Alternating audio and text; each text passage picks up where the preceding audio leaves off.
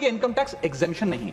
Exemption होता है जैसे एक सोर्स ऑफ इनकम पर इनकम टैक्स लगे ही ना, जैसे कि इस देश में एग्रीकल्चरल इनकम, खेती से जो कमाई होती है उस पर कोई इनकम टैक्स नहीं लगता। ये वो नहीं है।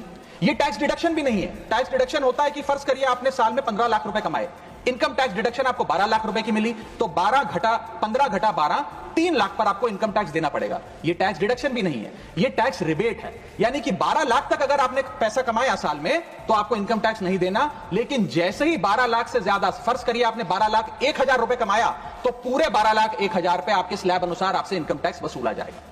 और दूसरी चीज, कैपिटल गेन्स पे, यानी कि अगर आप अपने कोई मकान बेचते हैं, सोना बेचते हैं, इक्विटीज बेचते हैं, शेयर्स बेचते हैं, उस पर जो कैपिटल गेन पे, मुनाफे पे लगता है टैक्स, वो इस 12 लाख की सीमा में नहीं आएगा, उस पर आपको अतिरिक्त टैक्स देना पड़ेगा। मैं आपको बताना चाहता हूं और इस सदन में भविष्यवाणी करता हूं सर, कि इस टैक्स रियायत से इस देश की कंजम्पशन नहीं बढ़ने वाली। भारत के मिडिल क्लास परिवार आज रोजमर्रा के जीवन के लिए, अपने डेली एक्सपेंसेस के लिए लोन लेने पर मजबूर हो गए। मिडिल क्लास आज सरकार को वो गाना सुनाना चाहता है कि सारी उम्र हम मर मर के जी लिए, एक पल तो अब हमें जीने दो।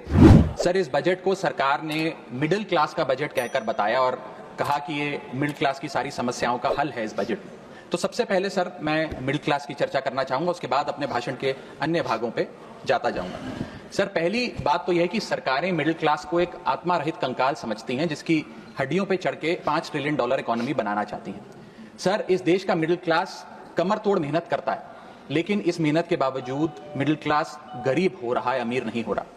गरीबों के लिए तो अक्सर सब्सिडीज और स्कीम्स लाई जाती हैं, जो कि लानी भी चाहिए।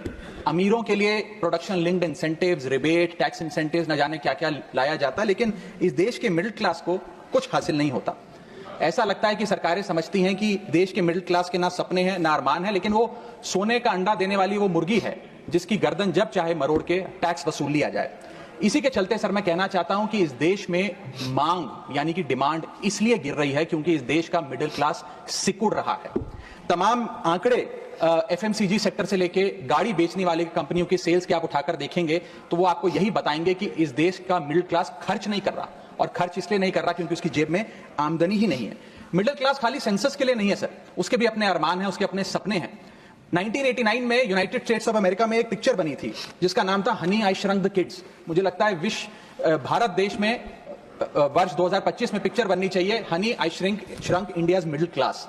सर, मैं आपको साफ तौर पे बताना चाहता हूं कि मिडिल क्लास टैक्स उससे वसूला जाता है जैसे उससे किसी अधिकार से हम टैक्स ले रहे हैं और सुविधा उसको एहसान मुताबिक दी जाती है। सर, नेस्ले इंडिया के अभी आंकड़े आए जो इस देश की सबसे बड़ी एफएमसीजी कंपनियों में आता है। उस आंकड़ों में यह पता लगा कि 8 वित्तीय वर्षों में इस वर्ष सबसे कम ग्रोथ उन्होंने दर्ज कराई है। और